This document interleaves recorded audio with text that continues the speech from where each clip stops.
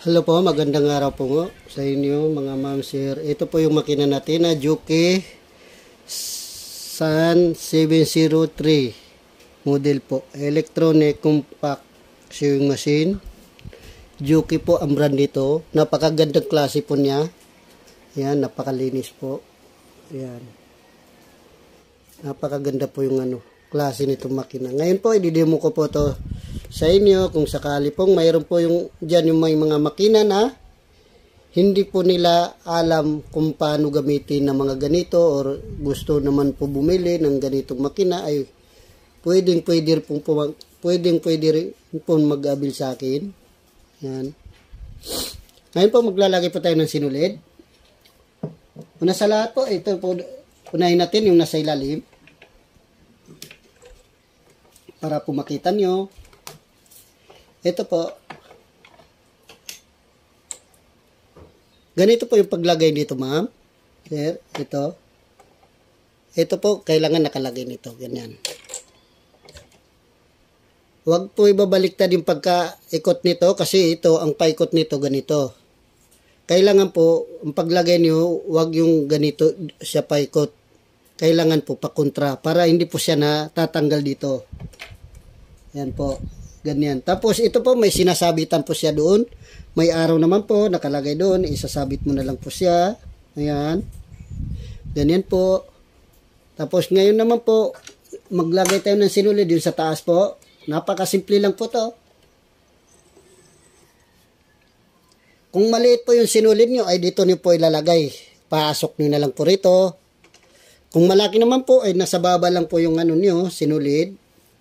Ilagay nyo na lang po sa mababang lugar. Tapos isabit nyo na lang dito. Yan. Tapos dito po. Nakaganyan po siya. Sasabit nyo na lang po dito. Yan. Baka hindi nyo nakita. Ito po. Para makita nyo. Ito. Yan. Una po dito. May arrow din yan. Ganyan. Pasok mo doon. Bandang likod po. Ganyan po. Ayan o. Pakita ko sa inyo.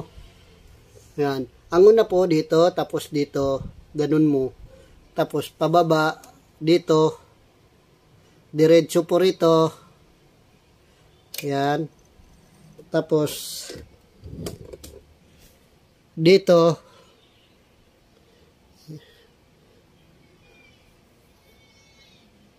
dito po, di ba, ano nyo na lang dito. Ayan. Ganyan nyo na lang. Kailangan po nakasabit po dito sa may pinaka take-up lever niya. Kasi pag hindi po makano dyan, makasabit po, magtutuwalya po yan. O kaya mamumutol ng sinulid. Ganun po. Ganun din po rito. Pag hindi po nakaipit dito na maayos, dito po sa pinaka-tension niya. Yan. Ang mangyayari po, magbubuhol-buhol sa ilalim. Yan. Ganyan po. Tapos, mayroon po itong thread shooter po. Ayan, ibaba ko na lang po. Ayan, ganun po. Ikot mo na lang to. I-posisyon natin ng mayos. Ayan. Sinakababa. Tapos ito, isasabit mo lang naman dito. Ganun po. Ayan, isabit mo na lang din doon. Ayan, makukuha na po yung sinulid sa ilalim. Ganun.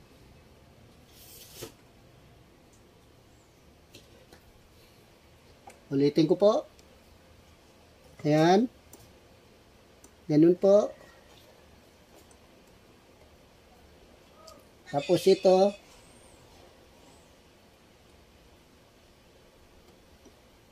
Sakali naman po, hindi nakapasok. Nahihirapan kayo doon. Pwede niyo po, isulot na lang po ito. Sa butas po. Para hindi po kayo mahirapan. Kung hindi niyo yung makabisado, ganun po. Ayan, napakasimple lang pag nakapasok po yan. Tapos, pipikapin niyo po yung pinakasinulid po sa ilalim. Ito na lang po yung ikotin niyo yung pinaka-handwheel niya. Ayan. Medyo focus po natin ng konti yung camera. Ito po, ikotin mo to. Papunta po sa'yo, pakanan ang ikot. Papunta sa'yo, ganyan. Ayan po. Ayan. Pag na-pick up na po yan, yung sinulid sa ilalim po, ay takpan nyo na po. Ayan. Ganyan po. Ngayon po, maglagay po tayo ng tela. para matesting po natin. Yan po. Ito po may mga accessories po siya. Yan no, may mga accessories po siya. Yung mga magkakagusto po, pwede niya po i-avail. Yan. Ganyan po.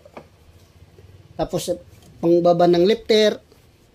Ito pong pinaka-selector, dial selector po. Ito po. Yan po, dial selector niya. Ikutin nyo na lang po ito. Kung saan po makatapat yung tahin niya, iyon na po ang niya. Design niya, yan.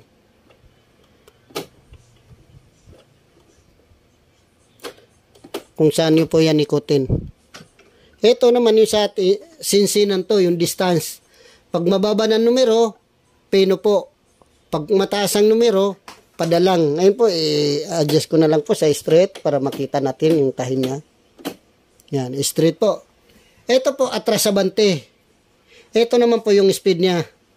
Ito yung start, stop. Yan. Yan po. Yan. Kung gusto niyo mabagal, kasi baguhan kayo, ibaba niyo na lang to. Nasa inyo na po yan. Ito po yung stop. Ganyan. Yan. Sa ngayon po, madadalang po yung tahin niya. Ayan. Kung gusto mo po magiging maganda yung tahin niya, medyo pino po, ito po, ibaba mo yung numero nito. Ilagay mo sa 3 or 2.5 hanggang 2 para sa pinakamagandang tahin niya po. Ayan. I-speed natin. Tuloy po tayo sa pagtahi.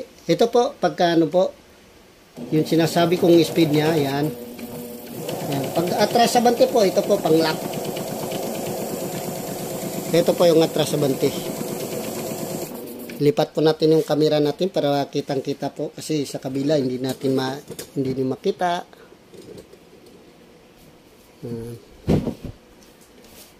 Medyo itabingi ko na lang po yung pagka ganyan po.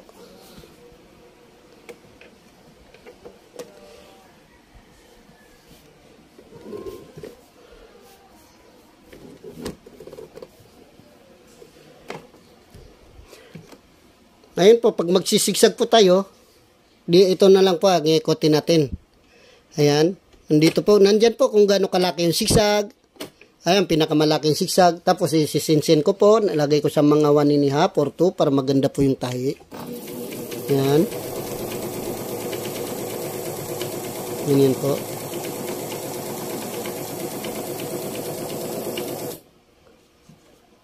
Ayan po. Kung alin naman po ang gusto niyong stitches ay pwede rin po naman. Ayan. Magsilik na lang kayo na magsilik kung alin ang gusto niyo stitches. Napakasimple lang po siyang gamitin. Ayan.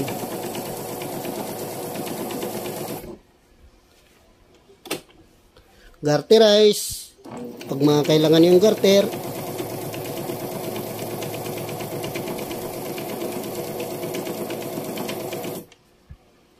Ayan, napakaganda po. Basta lang po, silik kayo ng silik. Ayan. Yung ginagamit po natin sa semi-edging. Kung wala kayong pang-edging, pwede nyo rin yung gamitin. Ayan.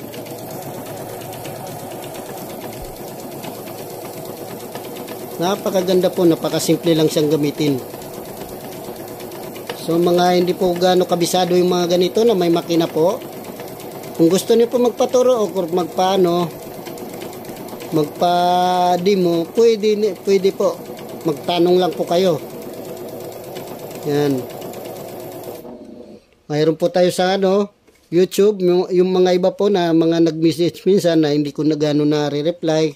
Pasensya na po kasi kasagsagan po kasi yun. Nasa bakasyon ako. Umuwi ako Mindanao kaya hindi ko nakikita, walang signal po doon sa probinsya. Yan, kaya hindi ko po talaga na-update yung mga chat niyo or comment niyo doon sa aking YouTube channel po. Yan. Kung gusto niyo naman po yung mga ibang makina, mayroon din naman po tayo. Ayan, may mga ibang brother po tayo. Ayan, may Libero, Jaguar. Ayan. Napakagaganda po yan. Mura-mura lang po yan. Yan.